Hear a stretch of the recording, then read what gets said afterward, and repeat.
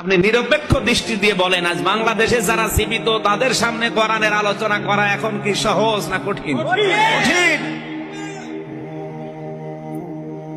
যেই লোকটা অনুমতি দিতে চাই না থানা থেকে, কালকের দিন পরে আমার মাহফিল আছে কুমিল্লা, এখন বন্ধ করে দিয়েছে। জোরে বলেন সুবহানাল্লাহ।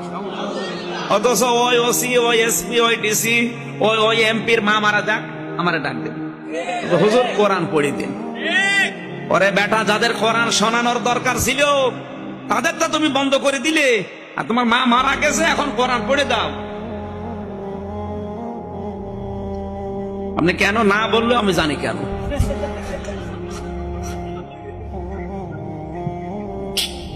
কি বুঝ এদের আমি বুঝি না, এ মাথায় কি গোবর গোবর ভরা।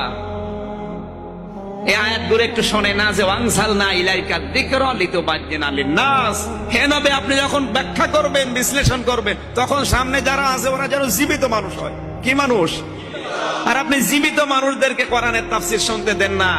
আপনার মা মরে গেছে, বাবা মরে গেছে, ওই সময় পড়তে বলেন। আপনি কি পাগল না ছাগল? দুইটাই।